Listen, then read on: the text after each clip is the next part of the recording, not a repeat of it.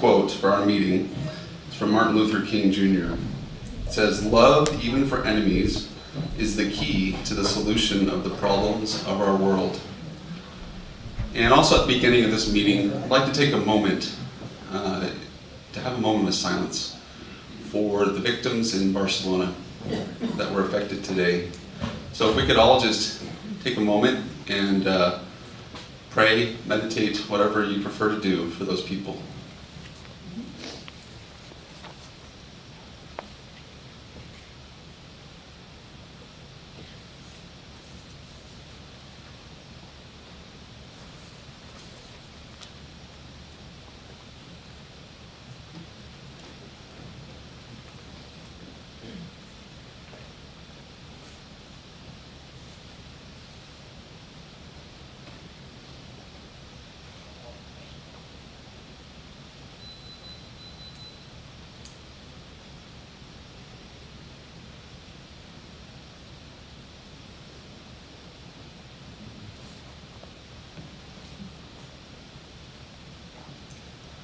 Thank you. Please silence cell phones and anything that may interrupt this meeting. I'm going to read the purpose. We have our purpose for our cooperation circle, the Interfaith Cafe, and it's on the agenda as well. The Interfaith Cafe encourages interfaith dialogue, awareness, and understanding by uniting people of different faiths in conversation over coffee and tea. It is open to people of all faith traditions and belief systems, including atheists, the spiritual but not religious, and those who do not participate in formal religious practice. Our goal is to promote friendship and mutual understanding for a more peaceful world. Also, in the preamble and purposes that I handed out to everybody in the beginning, I want to read the first four statements on the preamble. So you want to turn there with me. We, people of diverse religions, spiritual expressions, and indigenous traditions throughout the world, hereby establish the United Religions Initiative to promote enduring, daily interfaith cooperation, to end religiously motivated violence, and to create cultures of peace, justice, and healing for the earth and all living beings. We respect the uniqueness of each tradition and differences of practice or belief. We value voices that respect others, and believe that sharing our values and wisdom can lead us to act for the good of all. We believe that our religion's spiritual lives, rather than dividing us, guide us to build community and respect for one another. So with those guiding principles, I do need to give a disclaimer. There was papers that were handed out on the tables that are not from our group about one of our members, Bassem. That is not invited here tonight. And if you've come here to express those opinions and feelings, this is not the forum for them. This meeting will end. It will not continue. We will not allow this to be a forum for that. This is meant to be a peaceful place where we can all talk to each other like adults do, right? That's what we're here for.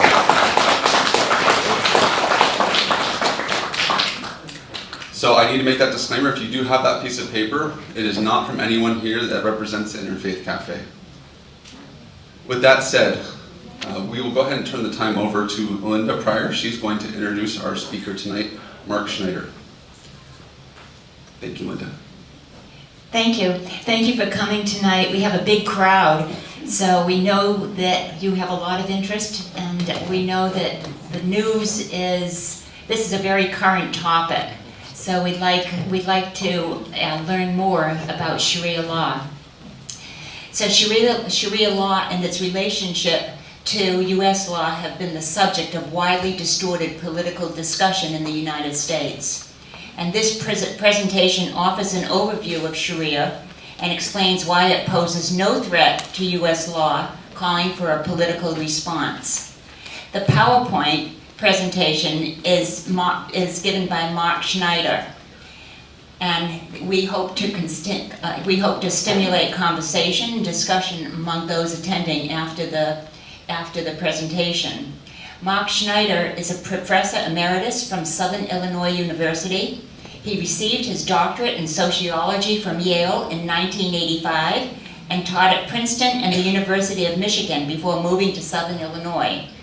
In retirement, he has been active with the ACLU of Florida, currently serving as president of the Palm Beach County chapter and as a member of the State Board of Directors, and has been with the Speakers Bureau of the League of Women Voters since 2010. A student of the sociology of religion, he gives lectures locally both on the Quran and on Sharia law. So let's welcome Mark. Thank you so much, Linda. I'm very pleased to be here. It's nice to have a good audience that I think must be very interested in this topic. And let me just say that I have about a 45-minute presentation, which I'm going to give in 30 minutes. And therefore, I'm going to request that you hold questions until the end. Let me mention that Bassem is not here tonight, Bassem Al-Halabi. He objects to being filmed by United West. He's had unfortunate experiences with them in the past, so he has canceled, so I have to carry the brunt of the conversation. So I'm going to give you a quick tour through the Sharia law. I'm going to try to get done in 30 minutes, then I'll take questions, and then we'll break up so that the tables can discuss matters of great import amongst themselves. First of all, some instant Islam. Islam is very similar to Judaism in the respect that it has a great degree of ritual regulation of everyday life, just like conservative or Orthodox Jews do. It is theologically similar to Christianity in that it shares many traits of what we would call Calvinism. For instance, it has the Last Judgment, the resurrection of the body, a heaven and hell and eternal damnation, predestination. And so you can imagine Islam as kind of like a mixture between the Jewish observance of a highly detailed ritual law and a kind of Calvinist theology. So that makes Islam a religion which is very similar to both Judaism and a particular brand of Christianity. Sharia, a simple word, it means path. And the path grew from the Quran and from the Hadiths. The Hadiths are sayings from the life of the Prophet Muhammad, events from his life, and because the Quran gives only minimal direction about how we should live our lives, Muslims have relied on these hadith to flesh out the ritual regulation of daily life and tell them how they should live. The hadiths, as I said, are reports on the activities of Muhammad while he was alive. There's a problem, though, in that the hadiths are human. The Quran is the direct word of God. There is no word in the Quran that does not come directly from the mouth of God. But the hadiths are human words, and therefore they don't have the authority of the Quran itself. So the hadiths are human and not godly works. Many are apocryphal, that is, they've been made up, and Islamic scholars have had to decide which ones are true and which ones could not be. And they can be sorted by Islamic scholars into those that should be given more credibility and those that should be given less. Now, what we have to understand is that for Muslims, the path, Sharia, can be considered as a very broad path with much individual initiative in it. And I take as an example of that Keith Ellison, who is a Muslim and also head of the Democratic Progressive Alliance in Congress. And you may remember that he was running but failed to run for the head of the DNC, if I'm not mistaken, just recently. Correct. So he was at least in the running for the DNC. So at one extreme, we can imagine Muslims being just like Keith Ellison and living their lives like him. At the other extreme, an extremely narrow path, I symbolize with the Grand Ayatollah Ali Sistani of Iraq, who has a much more rigid, shall we say, interpretation of the narrowness of the path of Sharia. What are the major topics taken up in Sharia law? Well, how to purify yourself when you become ritually impure. As you know, Jews have to go to the mikvah. Muslims have similar ways to cleanse themselves if they become ritually impure. There are 4 topics that come directly out of the 5 pillars of Islam: prayer, almsgiving, fasting, and pilgrimage. These are 4 of the 5 pillars of Islam.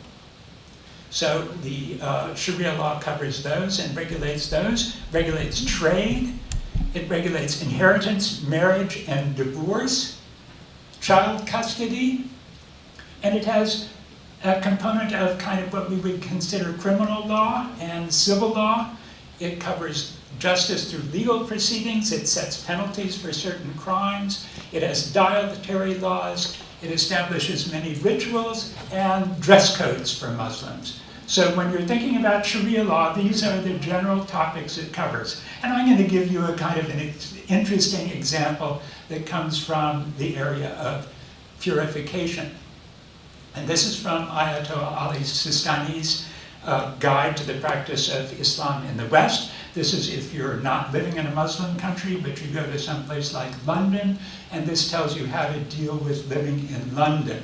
So chapter 841 says, if the carpet and the mattress becomes najis, that is impure, by the elements that do not have a mass, that is, do not leave any marks or stains on the carpet or the mattress, it can be purified by sprinkling water over it from a kettle or a jug once until the pure water covers the impure area, and then wiping the water away by using a piece of cloth or a vacuum cleaner.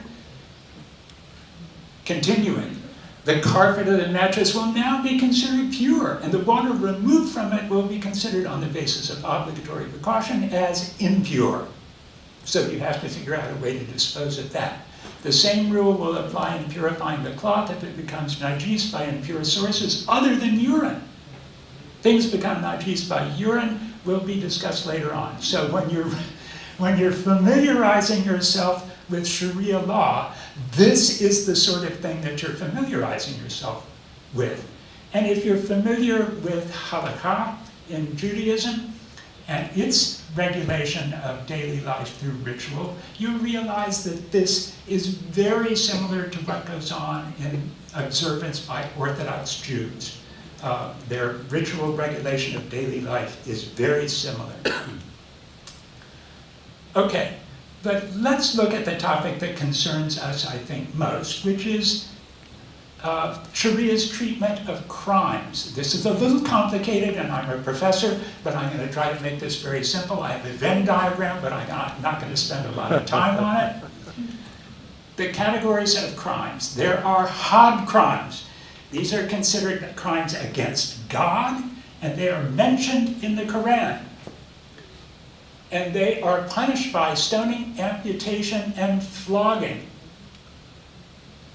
There are qisas crimes.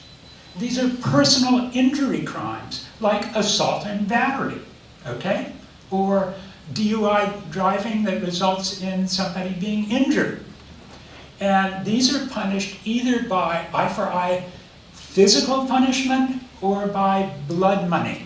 So if I assault you, and you say, gee, I think we ought to take you to court over this, I'll say, okay, I'll pay you $100. Will that make it okay? And if you say okay, that's okay.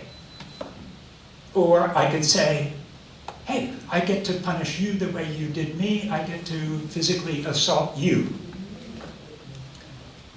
And then there are tazir crimes. These are civil crimes, and they're punished by imprisonment or fines. So we have 3 separate sorts of crimes, and we're now focused on the criminal aspect of Sharia law.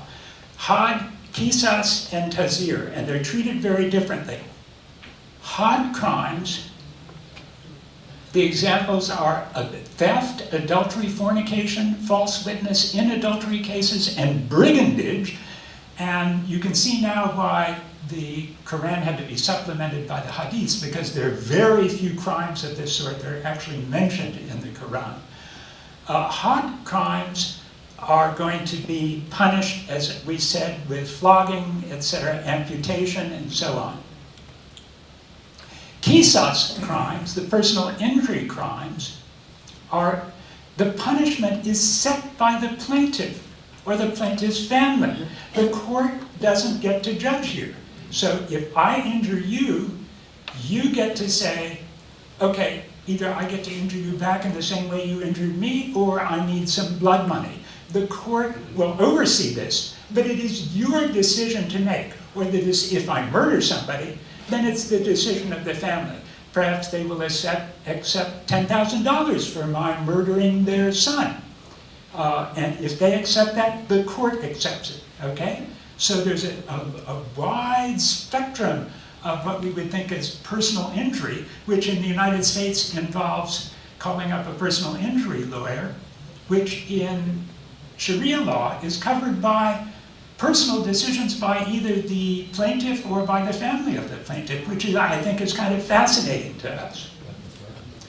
And finally, tazir crimes are not mentioned in the Quran at all, or the hadiths. These are crimes that have been identified in subsequent eras and that Muslims need that they know to regulate. Bribery, selling tainted or defective products, etc. Treason, usury, selling obscene pictures. In these cases, if you're brought into court for committing one of these crimes, the punishment will be established by the court. So we have the first category where there are set punishments in the Quran, flogging, etc. We have the qisas crimes where the plaintiff gets to decide what the punishment is going to be. And then we have tazir crimes where the court gets to set the punishment. It could be imprisonment, fines, etc. Now, I think the Venn diagram is next. Nope, not next. Slide after this. There are in Sharia law strict evidentiary requirements, particularly for the had crimes.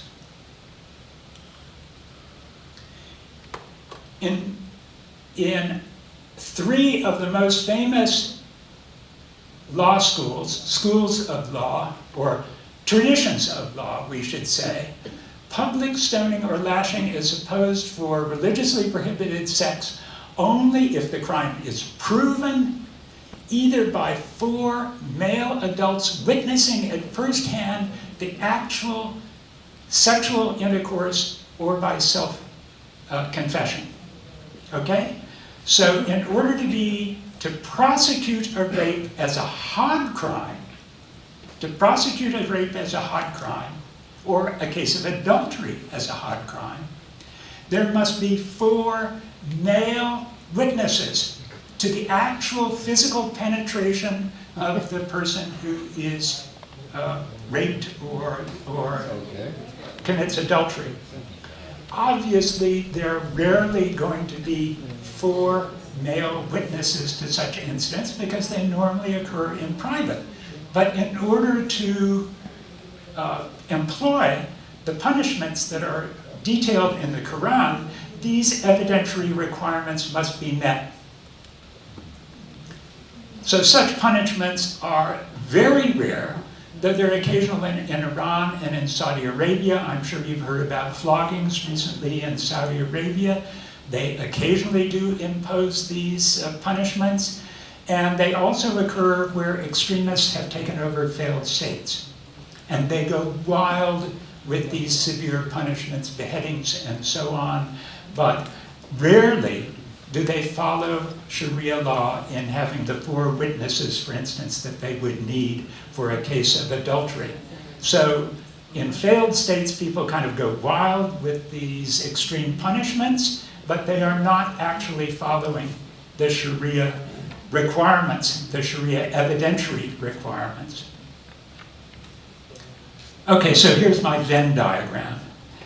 You can see you have the tazir crimes that are determined by the state. You have had crimes and qisas crimes. If there's not the required evidentiary basis for using the Quranic punishments for a had crime, then the state can punish. So if there is adultery, but you don't have 4 witnesses, then you don't get these draconian punishments. You get the state coming in and fining somebody, for instance. And similarly, with qisas crimes, if the plaintiff forgives or gets blood money, then that is governed by the courts. And if the plaintiff punishes on an eye-for-eye basis, then that's kind of outside the judicial system. Now let's look a little bit at the judicial system, because it's very different from the US judicial system. There aren't prosecutors or defense lawyers. Instead, oaths substitute for forensic evidence. So you come before the court and you swear, I did not do this, and somebody swears that you did do it. The plaintiff and defendants make oral appeals to the judge, and evidence is not very much involved. There's no jury, the judge renders the decision, and consequently, it's very swift in comparison to US law. We do not have protracted proceedings carried out over years and years and years like we do in the US.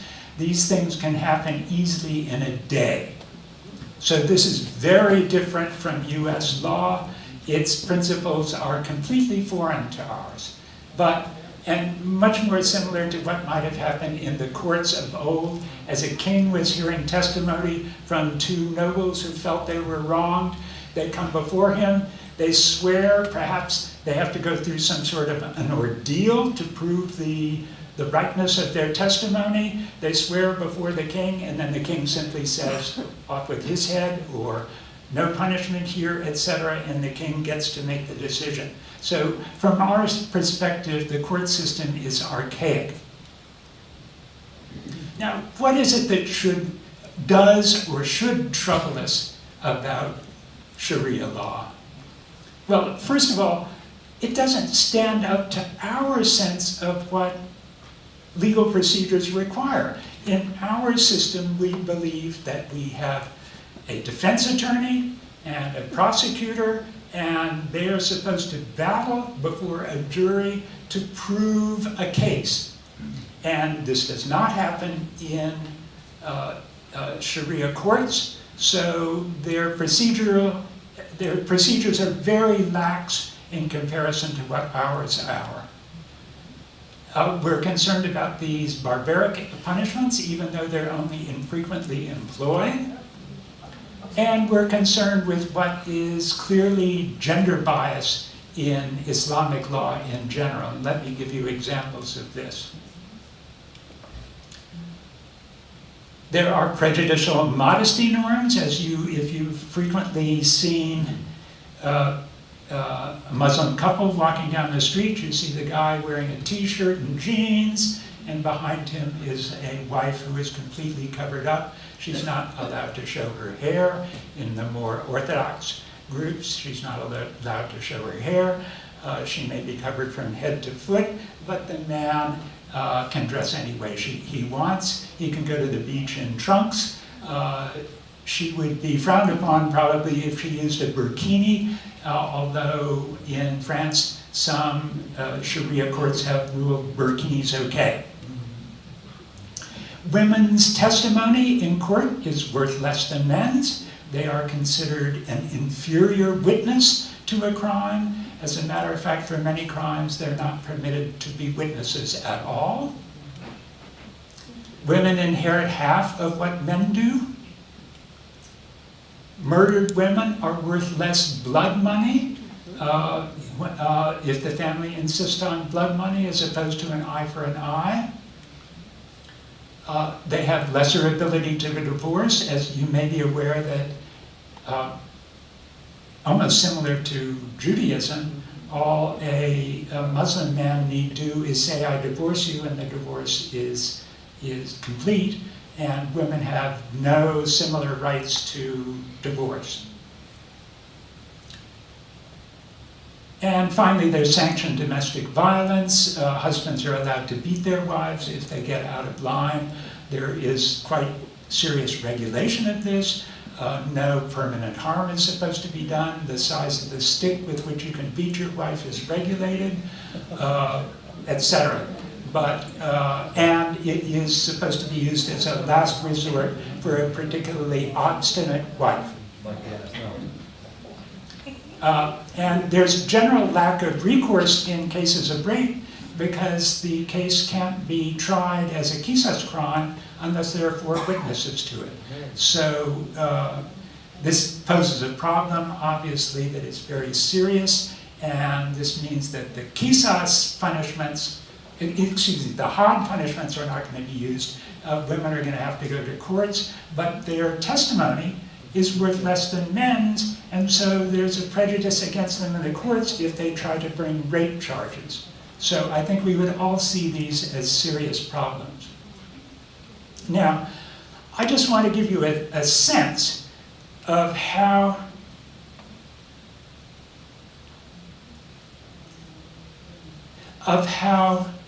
broad the variety of opinion is within Muslim-majority countries about issues like gender segregation. And I'm just using this as a proxy for the kind of disprivileging of women that I've just talked about.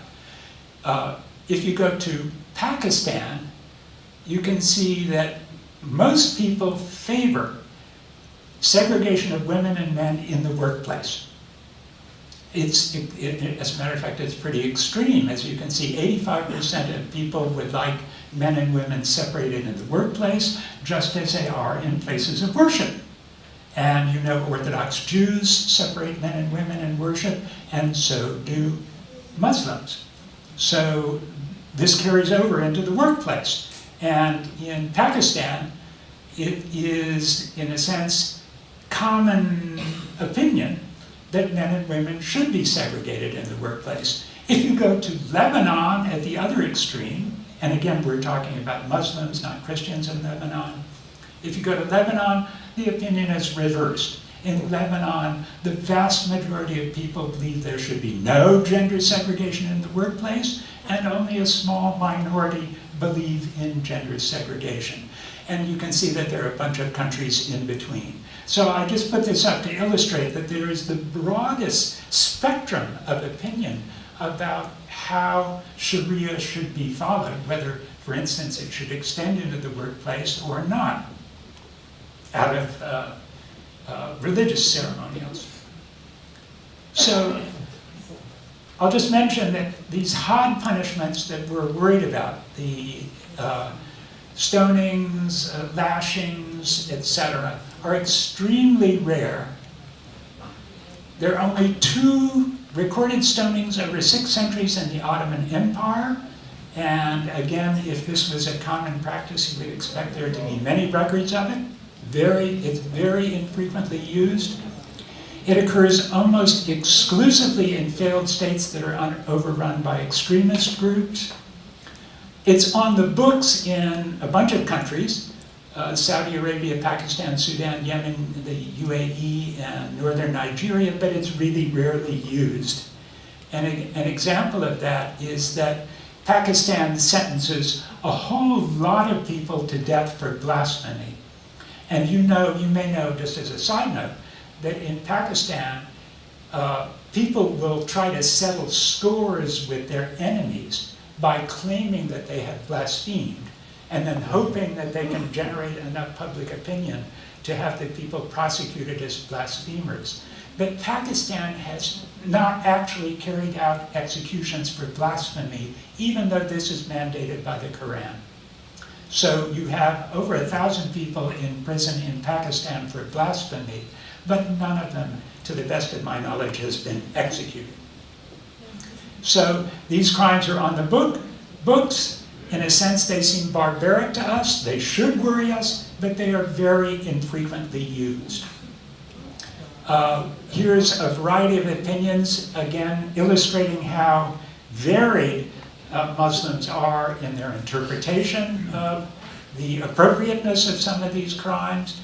You can see that in terms of believing Should people be stoned if they commit adultery? You can see that in Turkey, 16% do go to Egypt, not far away, just down the Mediterranean from Turkey, and 82% say they believe people should be stoned for adultery. So again, you find the widest breadth of opinion among different Muslim communities about the appropriateness of using these hard punishments. Is it illegal to leave Islam? Pardon? Is it illegal to leave Islam? Apostasy from Islam? It is a Capital crime in the Quran. It's very infrequently utilized, as far as I know, as a punishment. Okay, now let's turn to, across the world, the degree to which Sharia influences civil and criminal codes in countries carried out through courts. It has a high influence in countries like Saudi Arabia, Iran, and the Gulf states, so that they have incorporated a great deal of Sharia criminal law into their judicial practice and criminal practice in policing. It's moderate in Pakistan and Indonesia, and confined mostly to family and religious matters. It's moderate to low in Malaysia, which uses British common law. And then finally, it's non-existent in the US and Western Europe, where Sharia has no influence on civil or criminal law, despite claims to the contrary by Roy Sessions. Where do US courts... One more, excuse me. An interesting mistake. An interesting mistake. Where do US courts recognize, not incorporate, but recognize Sharia law without incorporating any of it? Well, arbitration decisions between Muslim parties who agreed to use Sharia-based mediation in contracts falls under US contract law. And what this means is that if I'm a Muslim and you're a Muslim, and we have a contract in a business deal, and we agree that if we have a dispute over that deal, and it says in our contracts that we will take it to a Sharia court, then US law will enforce the decision of the Sharia arbitration court. So US law recognizes the Sharia arbitration procedures as part of US contract law. You have contracted to it, and the US will uphold it. Am I wrong? What state you're in, what you reference? It's only if the Islamic law does not give an example. Give us one example. It's only if it doesn't conflict with US law. Well, it can't. I mean, it's contract law. It's not going to conflict with US law. So the arbitration is not going to say, I'm going to chop off your head. Okay, the arbitration is going to say, I believe that the just decision here is that you get 60% of the profits and I get 40%. What US court, though, is going to read that contract? No US court will. Of course they will. This is under US contract law. It's the same thing as doing a prenuptial agreement before a marriage. US contract law is state by state, sir. Not state by So state. what difference does that make? Contract law. It varies. So under contract law, mediation by Muslim arbitration It mechanisms says is... Sharia-based mediation. Our US courts don't recognize Sharia-based mediation. They recognize Sharia tribunals as appropriate arbitrators. I don't see it in the US. Give us an example where it's been done. Just give us one example. One example. That's all. Okay, I don't have an example. There you go. Thank you. I rest my case. So are you saying it doesn't happen? Yes. Yeah, that's not happening. Okay. Texas was the only place where a Sharia tribunal has recommended. Okay, let's hold the questions. Okay, hold the questions. In marriage and divorce, what counts as being married of a Muslim immigrant? U.S. State Department recognizes Muslim Islamic Sharia definitions of being married as adequate, for instance, to say you are, as a matter of fact, the husband of an immigrant, and you get to come into the United States as the husband of the immigrant. Is that concerning polygamy? Is that what you're talking about? No, it doesn't recognize polygamy. Okay. In this regard, it recognizes whether a marriage has been adequately, not consummated, but adequately established under Sharia law. Well, polygamy is established under Sharia law. I don't think that we have had, look, the problem would be, and I would request that you hold the questions to the end, if you bring in 2 wives, you're going to be arrested under US law, right? Because we do not permit bigamy in the United States. Okay, and we also recognize the religious rights of prisoners. So if you are a prisoner, you, just as you could request a kosher meal, you may request a halal meal. And as a matter of fact, we have cases like this with the Palm Beach County Jail all the time. So US law recognizes the prescription of Sharia law that people must eat halal prepared foods, and you're able to bring a case against the state if the state won't provide you with halal meals. I'm at 30 minutes, and what I've got to note is that none of these places, US law, in none of these places is it different from the way Jewish halakha is recognized in Jewish law. The same principles of mediation, of marriage, etc., that are recognized for Jews are recognized for Muslims. Okay, I'm going to skip this. There was one case in New Jersey where a judge decided that it might be the case that because of Sharia's allowance of men beating their wives, he would let a man off. The case was appealed, and he was immediately knocked down, and that's never been tried again. So I won't go through, you can look at the actual case, but it was reversed on appeal. If you have further questions about this, I want to point you to a book published by the ACLU called Nothing to Fear. It's available online. You can download it to your computers, and you can read a whole lot about what I've just been telling you that will give you perhaps the footnotes you would need to find the use of Muslim arbitration in the United States. Now, one final point I want to make is that if there is a threat from religious law against US law in the United States, it comes from dominionism. Dominionism is a theology that suggests, it was formulated by R.J. Rushdoony.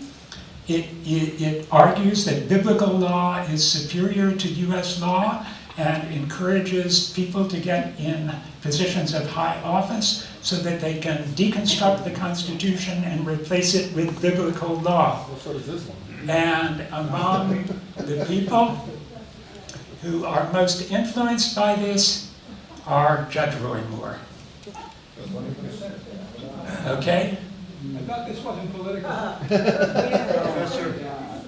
And here are some recommended readings if you're interested in following this up further. I think that's the end of my talk. It was 32 minutes and 32 seconds. And I'm now ready for questions. So let me go all the way to the red shirt in the back. Why don't you take this young woman who had her We'll get a chance. Speak up. The points that you raised had to do with Muslim and Muslim. The points that we're interested in, I'm interested in, and a lot of Zorians interested in, is the influence of Muslims versus the infidel. In the Quran, which you quoted, in chapter 9 in the Quran, it says that you find an infidel, kill him. In chapter 2 in the Quran, chapter 2, I think 2.295, it says it's perfectly permissible for Muslims to use guile and deceit. They can lie to advance the cause of Islam and have the whole world under Sharia. Now, as a Muslim, a Muslim must accept every word in the Quran, every word in the Hadith, every word what Muhammad did in his life. Therefore, if a Muslim says, I don't agree with but you said that I killed infidels. He becomes an apostate according to Islamic law. The penalty is death. Okay, let's make this simple. Can and do Muslims kill infidels? And the answer is yes. And who are the infidels? No. Shia Muslims.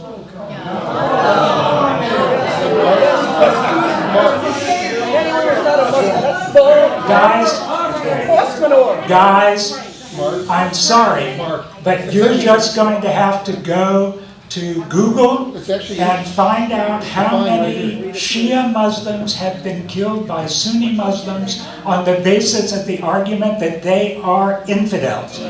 So you don't have anything to worry about. The people who have something to worry about are, as a matter of fact, the Shia Muslims.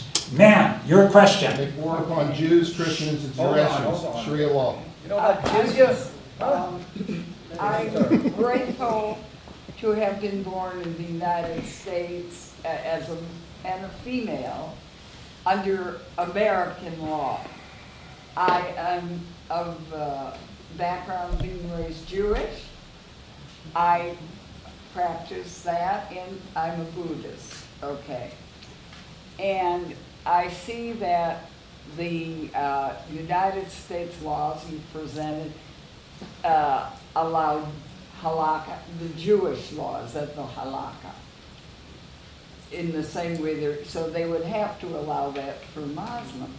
But to me, I don't know all these people thinking that biblical or religious beliefs supersede or top American law. No, I'm against that. And we are under the United States Constitution. And nobody is arguing that. And as a matter of fact, the Quran actually says that when you live in a country that is not Muslim majority, you live by the laws of that country. That's not true. Well, even if there was a Muslim majority. Sir.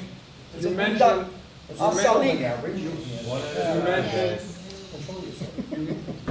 you mentioned the tolerance of Islam, Judaism, and Christianity as being basically on the same level. Israel is a Jewish state. They welcome in Muslims. They treat Muslims peacefully and well, just like any other citizen. But the birthplace of Islam, Saudi Arabia, where every Muslim must go for Hajj in his or her lifetime, refuses to have Jews or Christians pray in that land. Could you please tell me the tolerance of Muslim lands like Iran, Pakistan, Saudi Arabia, and Jordan, where no Jews basically are permitted to pray? Could you please explain the tolerance of those states as compared to Israel, let's say? You know, that could take a seminar. Tell me now, not Okay, you know that Saudi Arabia has signed a pact with, quote unquote, the devil, which is Wahhabism, which is a severely regressive form of Islam. If you go to other Muslim countries, you do not find them But that's following. the birthplace of Islam. That's where they all go for the Hajj. The Wahhabism is about 200 years old. It is not, it has nothing to do with the birth of Islam. So you're saying that they are not truly Muslims in Saudi Arabia? They are as little able to claim the mantle of Islam as ultra-conservative evangelical Christians can claim the whole mantle of Christianity. Saudi Arabia is the birthplace of Islam. It was not Wahhabist when it became the birthplace of Islam. So they're not Muslims anymore. I didn't say that, and I think I'm going to close that down. Professor, Over here. Professor, I travel an hour and 45 minutes here from St. Lucie County. I'm about 5 miles from the Islamic Center of Fort Pierce. I don't know if you're familiar with it. We had 2, and I'm going to use the term, Islamic terrorists come out of that mosque, where they preach Sharia law. I know that for a fact. I've called them. I've had people that go to that mosque tell me, yes, we do teach and preach Sharia law. Okay? Now, this man's not here. I don't belong to United West. I don't know what he's talking about. But here's my question. the odds of two terrorists, I don't know if you've seen this mosque. By the way, they're tearing it down. The insurance company told them to tear it down. Somebody, and this is, don't get me wrong, don't misquote me, somebody tried to burn it right after that attack. Some nut tried to burn it. You know what he got? 30 years in jail. 30 years. He's locked up now. He's serving 30 years. They snuck in to a new place because it was already a Baptist church. So they're on Oleander. Didn't have to go to the city council, to the county. They're in there now, okay? And I'm trying to find out, nobody will tell me, the odds. One guy was an American, and this is what I wanted to ask this man, okay? How could a guy from Tampa associated with CARE, Wilfredo Ruiz, and the other guy, I forgot his name, the president of CARE, Tampa, how could they bring a guy from Tampa, where there's plenty of mosques, he comes to Fort Pierce, worships, goes back to Tampa, and then flies to Syria and blows himself up. Now you've got Omar Mateen, who worships there, and he goes up to the Pulse nightclub and commits a horrendous act against homosexuals, okay? His father is still running around. He wants to be... Okay, let's cut to the Wait a quick. minute. Here's my point. Let's cut to the This quick. man who was supposed to be here, I think he was, and he took off. Yeah. This guy has ties, I don't care what he says, to the Muslim Brotherhood. He has legitimate ties. Now, I don't care what you think about them. They are in our government, okay? The man that you mentioned, Ellison, whatever his name is, he's got ties. And what they want, just like you Cut had to the quick. a slide, wait a minute, you had a slide, they want to What's get your in. question? They Shut up wanna already. get- they No, want- you shut up. They Go want on, to son. get in. Okay, let's keep it down, people, keep it down. Just let me finish one point. Okay. They would like to get, they'd like to get in. Okay. If anybody here is worried that 3% of the US population is somehow going to insidiously subvert the whole Not government, insidiously. Not insidiously. please Get in. erase those notions No, from no, your I'm not mind. saying that. Don't misquote Okay. me. Don't misquote me.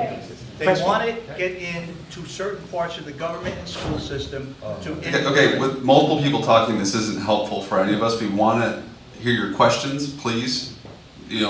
Ask your questions, but everybody wants to hear the answers. Okay, so one at a time, and you make your questions somewhat brief so that people can ask theirs. Please, thank you. No speeches. Yes, go ahead. I would like to know why this presentation on Sharia law is offered in the context of the U.S. Constitution, which is the framework of our country and our laws, for which millions of people died to protect and live Let's have an answer.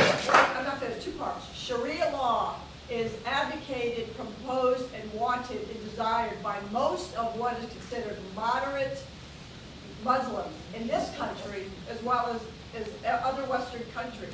So, explain to me how there's nothing to be afraid of, because this Sharia law is jihad on our Constitution. I have to say that on the basis of my experience, most of my Muslim friends' observance of Sharia law extends almost exclusively to eating halal foods. They know almost nothing about it apart from that.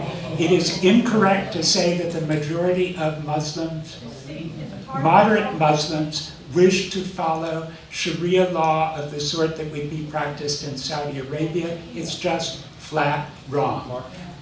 Question? Yeah, I have the 7th grade textbook. That's the most widely popular textbook. What Islam is all about, taught to Muslim students. And concerning Sharia law, it says, this is the textbook. Who wrote that? This is endorsed by Yahya Emirek and everybody, by ICNA. All the major Muslim groups have endorsed this book. And it says, there is no separation of mosque and state, for the object of an Islamic state is the establishment of the will of Allah. Muslim knows that Allah is the supreme being in the universe. Therefore, his laws, commandments must be the basis for all human affairs. That is Sharia, my friend, and that's what we have to fear with Sharia.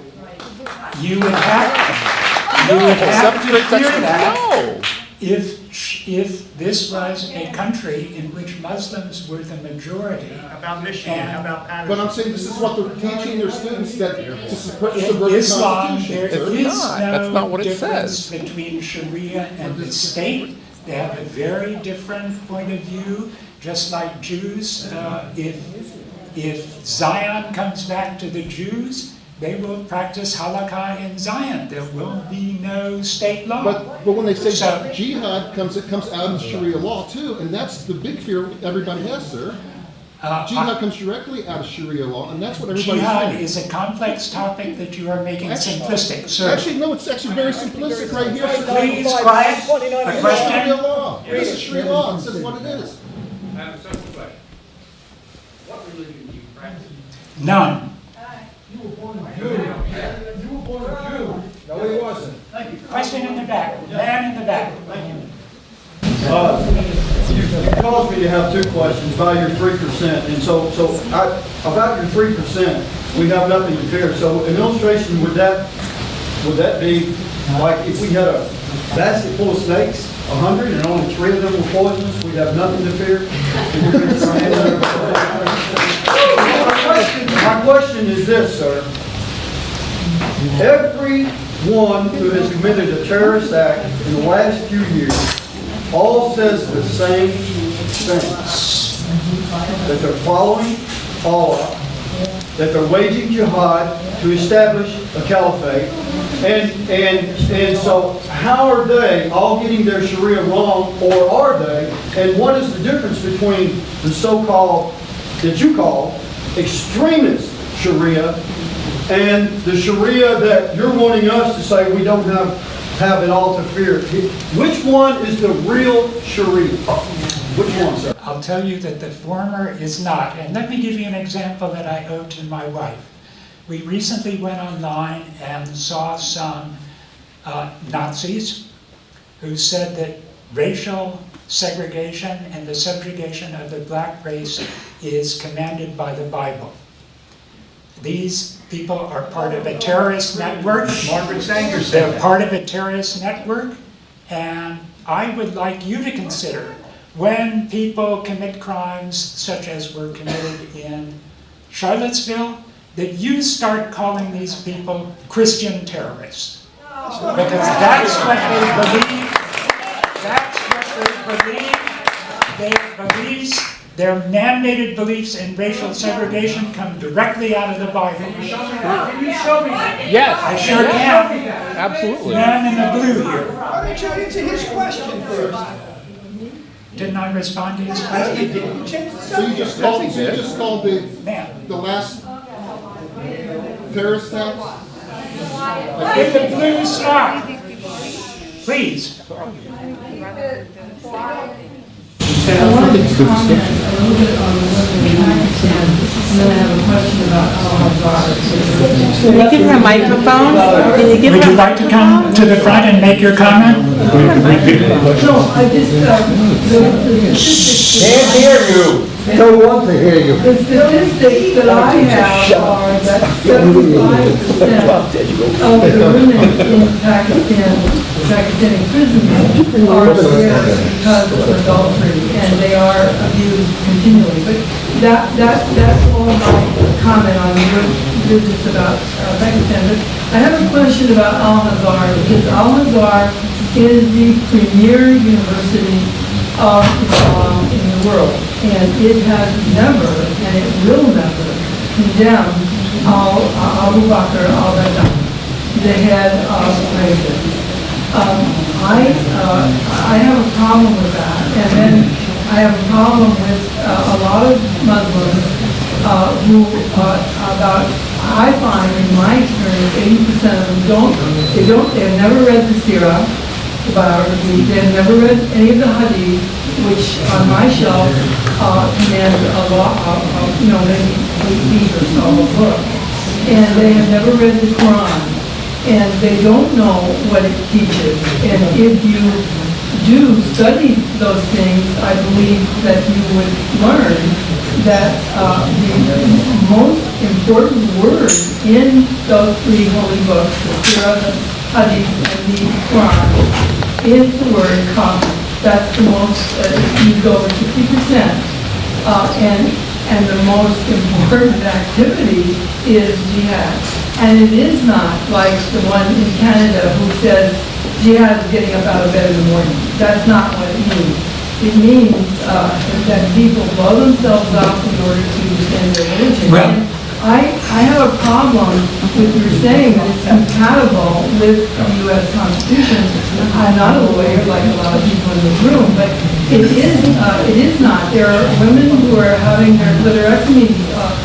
Hundreds of thousands of women in this country is secretly being done by people. and you realize that has nothing to do with Islam. Oh no, that is. You are badly mistaken, ma'am. You can look it up very easily. And I want to say that your reading of jihad and my reading of jihad on the basis of reading the Quran is a very different interpretation. I'm not afraid. Okay, why? Okay. Your presentation cited a number of statistics from Pew Research. All right. Pew Research has done studies and surveys in 2007, 2011, 2013, and 2016, all showing that a majority of Muslims, forgive me for not remembering the exact percentage, but a majority, about 70%, want Sharia law in America. 8% of them support suicide bombing as a way to defend Islam, and that does not include the other radical Muslims that support chopping off the hand of a thief, okay, killing of homosexuals, beating of wives, female genital mutilation, etc. So if you calculate those percentages out, just to come up with something, we've got close to 1 million, which is about a third of the Muslims in America that support radical ideas. That being said, I would point out that it only took 31,500 Islamists to walk across Iraq and Syria. So when you say that we have nothing to worry about, at what number do we establish that there is a concern out there? Well, I want to play off the comment of the previous questioner and suggest to you that if you actually queried Muslims about Sharia, what Sharia law means. That's what we did. No, they said, do you want Sharia law applied? Most Muslims have no idea about the content of Sharia law. So non-Muslims know more about it than Muslims? They asked Muslims whether they want to live under Sharia law. They Most of don't them said yes. have much idea of what it means. Well, you got to read Pew Research. You cited the numbers. So go read the entire read. survey. Why are you so angry? Thank you. Jeff. I would like to address something very different. Mark is a guest. Mark is a guest. And he came here at an invitation of somebody. I don't know who. And the behavior that I've witnessed here is embarrassing.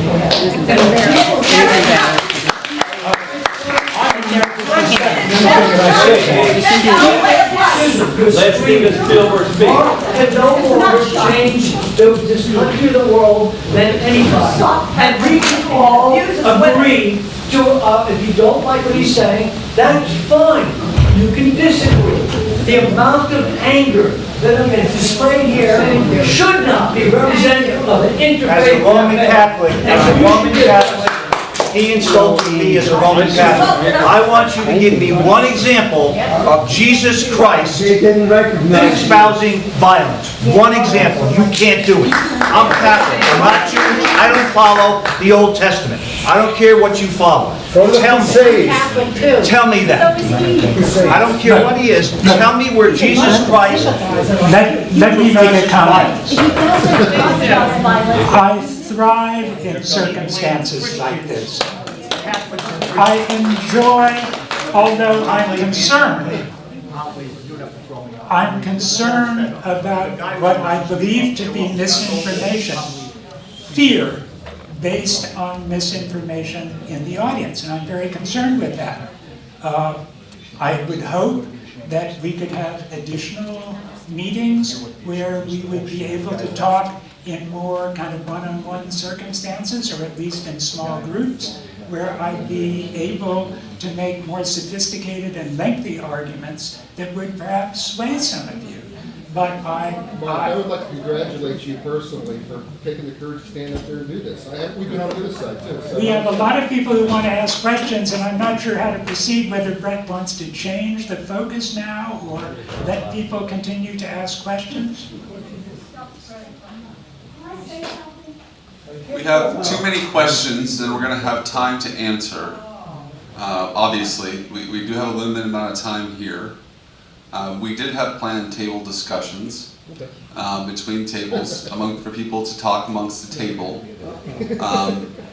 If we can continue asking questions in an orderly manner, then I believe we can continue with the questions. If we can allow each other to ask questions, but I have to let everyone know now who wants to ask a question, you may not get a turn. But if we can do that, I think that might be what the group wants here. Is that my understanding? Does that make sense to everybody? To continue to ask questions, but if we can do so in an orderly manner and not shout, not yell, not make statements or insults to each other, and just ask questions in a civil manner, please. Sure. Yeah, let me close my eyes and do. No, I'm just kidding. This side. Yeah. No. We'll go to the man here in the striped shirt in the middle table here, please. If a Muslim woman commits adultery, she can be stoned to death. What happens to her? No, they're stoned to death by their relatives. He remarries children. He would also be stoned to death. Sir. Okay. We know that there's been a lot of trouble. There's been a lot of trouble in Europe with the Muslims, and we don't have this trouble here. The problem here is the thousands of people who are being killed by Americans every year. That's where the main trouble is. The other problem about the Muslim is a small factor. For example, the question of punishment, chopping off the hand or other things. That's a major question. This is how you should ask a question. Ask a question and sit down. Okay, but there wasn't really a question, right? Sir. I have a question. Perhaps you can give me a ballpark figure. In the annals of human history, among the three great religions, Judaism, Christianity, and Islam, how many murders and atrocities have been committed in the name of God? Too many. That's above my pay grade, but I do have to say that I think we should be cognizant that across history, relations between Christians, Muslims, and Jews have varied widely in their texture. For many years, in the Ottoman Empire, for instance, although obviously Christians and Jews were to a degree second-class citizens, they lived very comfortable and amicable lives. On the other hand, my wife and I just came back from a death camp tour of Poland, and a friend of mine wrote a book about Poland called Neighbors. His name is Jan Gross, and that story is a story of how Jewish citizens of the town of Jedwabne in Poland who constituted about 50% of the city, were, when the Nazis came in and liberated that part of Poland from the communists, from the Red Army, the Poles rounded up the Jews, stuffed them into a barn, and burned them to death. So we have to face, and today, when you look at suicide bombings normally by Shia against Sunni against Shia populations, when you look at the number of people who have been killed in internecine violence, communal squabbles between Shia and Sunni, far more people, at least 100,000 have been killed over the past 10 years. So the major nexus of violence, in a sense, is today within Islam. And the violence in Europe, tragic as it is today, pales in comparison to what Muslims are doing to one another. Was Barcelona a communal squabble today? No, it wasn't. Okay. I'll get you, Richard, after this one. But does that make it right then? Of course it doesn't make it right. Because here you're talking, you're sounding as if, well, that's okay that we're the minority and only a few of us are dying, like only 13 maybe were killed today by this animal that in the name of Allah killed people today. Of course it's not right. Richard. Yeah, thank you very much. Two things, if I may. Firstly, you Speak up. I think you're whitewashing life among the lives of Christians and Jews under the Ottoman sway. The lives of Christians and Jews under the Ottoman Empire. You have given too much of a pass to the Ottoman Empire in terms of how they treated Christians and Jews. If you're, for example, let's not even talk about Jews. The Defschirm, if I'm pronouncing it correctly, was a nightmare. It was a horror story for Christians living in the Balkans, where periodically the Turks would come in and take all the good-looking and healthy Christian children from the villages from the Balkans, from their parents, and the parents would never see them again. They were turned into Muslims and often castrated, the boys that is, and made into janissaries. The women were sent to the girls were sent to the harems. Now that's number one. Okay. Number two, let me go. This is an example of how Sharia is actually affecting us here in America today, never mind the relatively few number of Muslims who are here. For example, we have a couple of years ago, we had a contest in, I believe, Garland, Texas, a Draw Muhammad contest, which was sponsored by Robert Spencer and Pamela Geller, which led to death threats by Muslims. And these people today, the sponsors, the co-sponsors, still need security. They have to hire security to protect them from Muslims who will kill them. This is just one example of the fear that Muslims with their Sharia have instilled and are in our country. This is the climate that Sharia and Muslims have created. It wasn't just a threat. They came, two of them, 1,000 miles to shoot at us. Right, exactly. I would have to look this up, but I actually don't think that killing people who make an image of Muhammad is part of Sharia law. Actually, it is right here. Want to hear it? Want to hear it from the Quran? I have it here. I can tell you that in the Quran. Those who reject Islam must be killed. If they turn back from Islam, take hold of them and kill them every way you find them. Quran 489. That has nothing to do with making images of the Prophet Muhammad. No, that has to do with killing non-Muslims. Actually, it is right here in Sharia law. You mentioned Keith Ellison. Wait, Come into that. Now, I want to ask you something. Questions right here. No, I'm going to stand in here, you act like you don't want to follow me. I will get you next, right after this gentleman.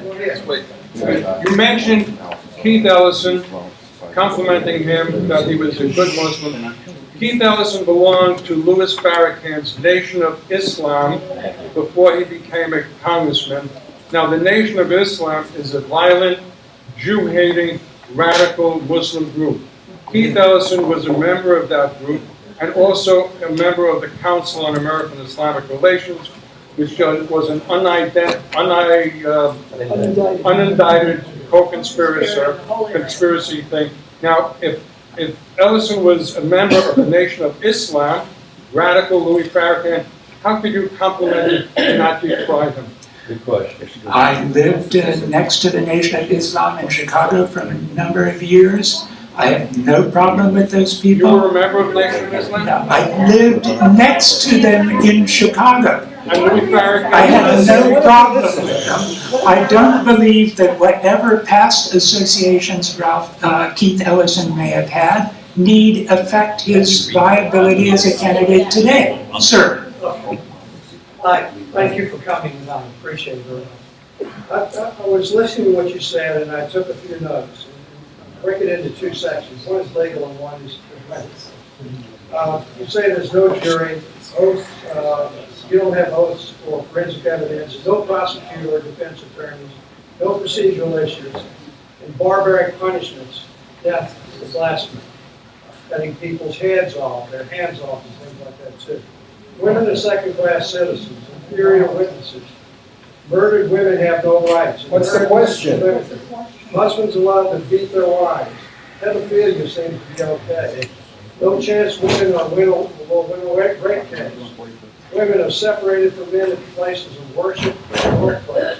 Now, let me ask you something. Why are we discussing Sharia law here? This is the United States of America, and none of this has anything to do with American citizenship. This is all foreign blasphemy, and it's nothing but propaganda. Absolutely. And why are these people now partnering with the League of Women's Voters, the ACLU, and I can tell you why, because they have a political agenda. As Newt Gingrich said, Okay, I'm happy to be identified as a dupe. He said to overthrow, which is to replace Western civilization with the radical imposition of Sharia law. Here's what's going on. If you believe that, I've got a bridge I'd like to sell you. But one more question. Federal court can say that. Answer the question! Hey, calm down, calm down, calm down. Not a question. Well, that thank you too. I think we're going to give you a lot of very solid statements, but that gentleman just asked you a question. You're not answering the question, you're just dismissing it. What was the question? If you What was the question? and try to sell us on You don't even know what the question is. you should at least give an answer to many of these questions. What was this question? What was this question? What's the question? The question is, why are we considering Sharia law? There's a lot of women in this audience. Do you want to be second-class citizens after all the rights that you... No one's promoting that.